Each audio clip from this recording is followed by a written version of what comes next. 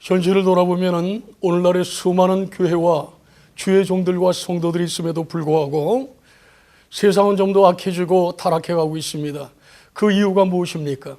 주님께서 교회와 성도들에게 주신 권세를 잃어버리고 세상을 향해 선한 영향력을 끼치지 못하기 때문입니다. 그 큰 이유는 이원론적인 목회, 이원론적인 종교생활, 이원론적인 삶의 모습 때문이기 때문입니다. 오늘날 우리를 향하여서도 우리가 삶 따로, 믿음 따로, 또한 교회 예배 따로 우리가 삶 따로의 삶을 살 때 우리 주님의 준엄한 책망이 있을 것입니다. 오늘 본문에서 우리 주님은 이원론적이고 위선적인 그 당시에 유대 종교 지도자들을 향하여 책망하는 모습입니다. 오늘 이 말씀은 오늘 혼란스러운 세대를 살아가는 주의 종과 성도들을 향한 경고요, 오늘 말씀 앞에 서 있는 저와 여러분들에 대한 엄중한 경고요, 또한 강력한 교훈이 있는 것입니다. 오늘 본문 바로 앞에 보면은 13절에서 주님은 이렇게 말씀하십니다. 화 있을진저 외식하는 서기관과 바리새인들이여, 너희들은 천국문 앞에 서서 문을 닫고 너희도 들어가지 않고 들어가려는 자도 들어가지 못하게 하는도다. 이 말씀은 어떠한 의미가 있습니까? 종교 지도자들은 율법을 빙자해서 예수를 그리스도라고 인정하지 않았습니다. 그리고 천국 복음이 전파되는 것을 그들은 방해하고 막았습니다. 그러니 구원의 기회를 그들은 방해를 한 것이었습니다. 그러니 주님의 엄중한 책망이 있었던 것입니다. 그리고 바로 그 뒤에 15절에 보면 또 이렇게 말씀하십니다. 화 있을진저 외식하는 바리새인들과 서기관들이여, 너희들은 바다와 육지를 다니며 교회 나라를 얻교회 다니다가 한 사람을 찾으면은 너희들보다 배나도 지옥의 자식이 되게 하는도다. 이렇게 말씀하셨습니다. 그 말씀은 무슨 말씀입니까? 아마도 이방인의 개종한 유대 교인이라고 우리가 볼 수 있습니다. 그들은 종교 지도자를 존경했습니다. 그들의 모습까지도 닮으려고 했습니다. 그러니 그들을 더욱더 교만하게 만들고 그리고 위선적이게 형식적인 종교인으로 만든 모습을 보는 것입니다. 그래서 주님은 그들을 야단을 치신 것입니다. 그들은 거룩거룩했습니다. 그러나 삶이 그들을 따라주지 못했습니다.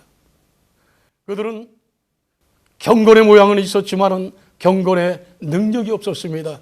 그러므로 그들이 전도한 사람들이 더욱더 그들보다 더 교만해지고 참된 예배자가 아니라 위선적인 종교인으로 만드는 그러한 모습을 보였던 것입니다. 그래서 그들도 배나 지옥의 자식이 되는도다. 우리 주님이 그렇게 말씀하셨습니다. 오늘 본문 마태복음 23장 23절에서는 더욱더 구체적으로 종교 지도자들을 향하여 주님은 책망하고 계신 것입니다. 화 있을진저 외식하는 바리새인들과 서기관들이여, 너희들은 밭과 회양 근처에 11조는 드리지만은 율법에 더 중한 바 의와 인과 신은 버렸도다. 이것도 행하고 저것도 버리지 말아야 할지니라. 주님이 이렇게 말씀하셨습니다. 주님은 11조가 필요 없다고 말씀하신 것이 아닙니다. 우선순위를 말씀하고 있는 것이에요. 밭과 회양과 근처는 무엇입니까?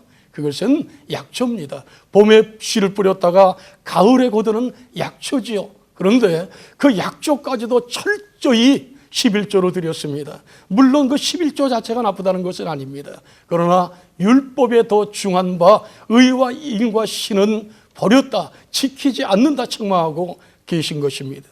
의와 인과 신은 무엇입니까? 의는 공평함입니다. 말이나 행위를 통하여 타인들을 갖다가 핍박하거나 타인들을 그렇게 해를 끼치는 것이 아닙니다. 이는 무엇입니까? 자비입니다. 가난한 자, 소외된 자, 병든 자, 과부, 그리고 고아, 이방인들에게 자비를 베푸는 것을 말합니다. 신은 무엇입니까? 신은 하나님과 사람에 대한 약속과 믿음의 신실성을 말씀하고 있는 것입니다. 따라서 의와 인과 신은 율법의 근본 정신이라고 볼 수 있습니다. 그러므로 의와 인과 신, 율법의 근본 정신은 하나님 사랑, 이웃 사랑, 가족 사랑으로 실현되고 실천되어지고 표현되는 것입니다. 이 순서를 바꾸는 것이 죄악이라고 존 스토트 목사님은 말씀하셨습니다. 여러분, 그러니 생각해 보십시오. 우리가 어떻게 의와 인과 신을 지키며 하나님 사랑, 이웃 사랑, 가족 사랑하는 그런 우리 능력이 의지적으로 있겠습니까? 그러나 여러분 기억하십시오.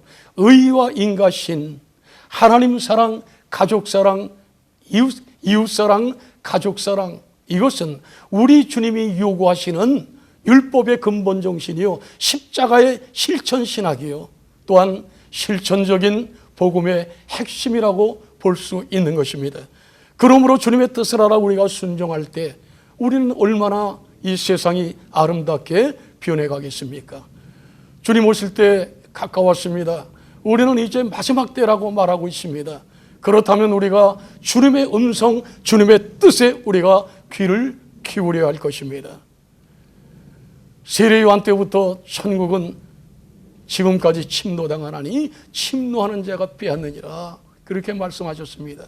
다시 말해서 우리 주님이 땅에 오심으로 해서 시작된 하나님이 통치하시는 하나님의 나라, 이 하나님의 나라를 실현하고 확장해야 될 책임이 십자가 보혈로 구원받은 우리 성도들에게 있다는 것입니다. 말씀드렸습니다. 그것을 우리 힘으로 할 힘이 없습니다. 의지가 없습니다. 능력이 없습니다. 그러므로 반드시 우리는 성령 충만받아야 됩니다. 성령 충만받아 성령의 나타나심과 능력으로 생명의 성령의 법으로 죄와 유혹과 싸워 승리하며 하나님 사랑, 이웃 사랑, 가족 사랑으로 우리가 참으로 주님의 재림을 예비하는 정결한 우리가 예수 그리스도의 신부로 서서 우리가 변화될 때 이 땅에 이미 시작된 하나님이 통치하시는 하나님 나라는 우리가 힘있게 확장되는 역사가 일어날 줄로 믿습니다. 사랑하는 성도 여러분, 우리가 오늘 말씀을 우리가 깊이 우리가 묵상하고 순종했으면 좋겠습니다. 의와 인과신, 하나님 사랑, 이웃 사랑, 가족 사랑, 이 율법의 근본 정신을 우리가 알고 지키고 나갈 때 하늘나라 확장되며 참으로 이 세상은 주님이 기뻐하시는 아름다운 세상으로 변화될 줄로 믿습니다. 그 일을 위해서 우리 모두 기도하며 힘있게 달려가는 성령의 사람들이 되시기를 주님의 이름으로 축원합니다. 축원합니다.